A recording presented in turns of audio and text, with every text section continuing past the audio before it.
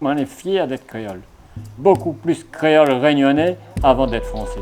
La vanille, ça rentre dans mon histoire et ça me permet d'être encore plus créole, un peu plus chauvin encore, et de dire que c'est notre affaire, c'est le produit réunionnais et c'est notre histoire, notre patrimoine et c'est ça qu'on doit développer.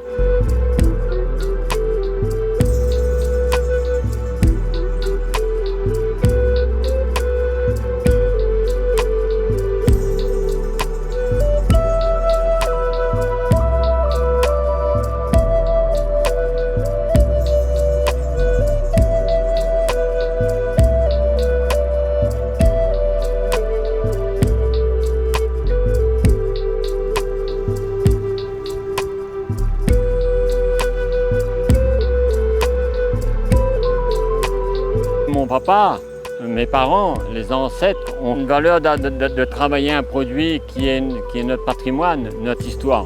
Quand on est en train de faire ça, on a une responsabilité, on a un poids. On ne peut pas les décevoir. On pourrait croire qu'on est riche, on n'a pas de sous parce qu'on vit sa passion et on travaille avec la nature. On essaye de faire évoluer notre patrimoine, faire en sorte que l'image de notre commune, mais surtout de notre département, La Réunion, continue à rayonner dans le monde entier. Donc c'est d'abord ça, c'est quand on est là, c'est quoi faire, comment faire pour que ce produit, demain, elle est magique.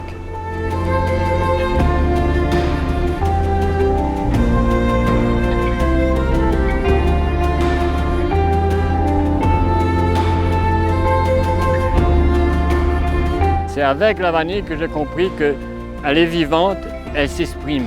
Il faut comprendre sa douleur et sa joie. C'est elle qui a la baguette magique, c'est elle qui crée le fruit, c'est elle qui met de l'huile essentielle dans le fruit.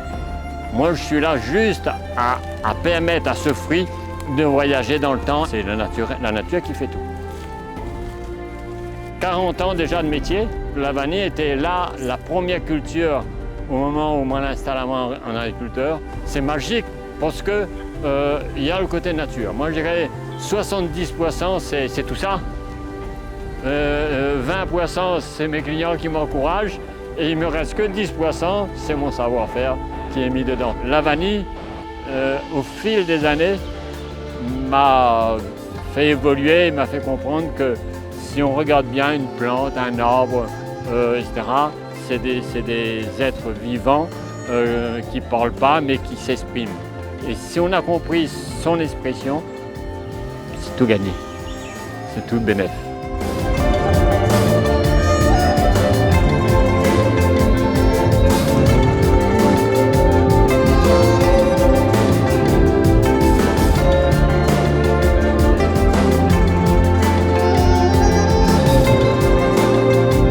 Déjà, c'est le niveau de qualité du fruit, c'est la richesse de l'huile qu'il y a dedans.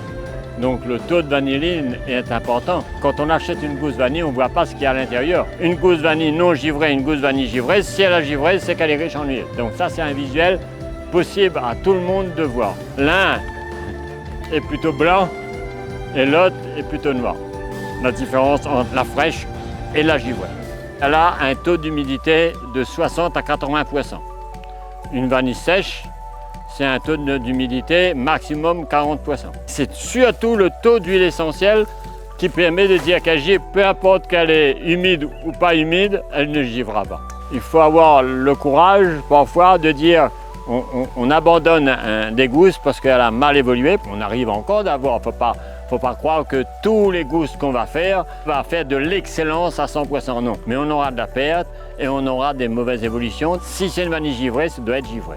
Si c'est une vanille fraîche, il faut qu'elle se conserve et avec un parfum correct. Si c'est une vanille sèche, c'est pareil. Donc, parce qu'au moment de la transformation, et plus on laisse la vanille évoluer dans ses caisses, plus des problèmes peuvent apparaître. La culture de vanille est compliquée parce qu'il faut regarder la plante avant. Si elle est en stress, il faut deviner qu'elle est en stress, enlever la fleur et laisser le cœur sortir et renouveler les lianes. S'il n'y a pas de renouvellement de lianes, la plante est en train de vieillir et elle est en train de disparaître.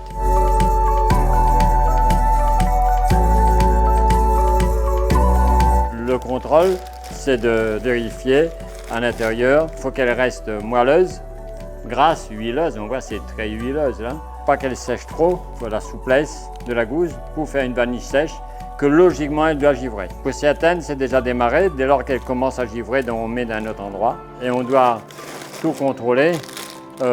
Et si on a un souci, ben on enlève. Là, le dernier contrôle, on a enlevé 4 grammes de vanille qui était pas bon. Là, ça sent super bon également. Et on voit, il y a des cristaux qui apparaissent déjà.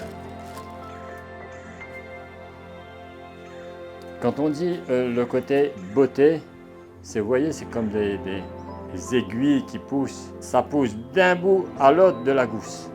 30-40% de tout ce qui est mis en givré arrive à ce stade. Moi, il faut que je m'amuse avec mes gousses de vanille. Voilà, c'est à ce stade maintenant, je veux m'amuser. Je vais être dans le terrain là, je passe une journée, j'écoute les oiseaux, chanter, regarder, reposer, assis, rêver, et rentrer dans l'atelier et jouer avec mes gousses de vanille. Voilà, c'est ça.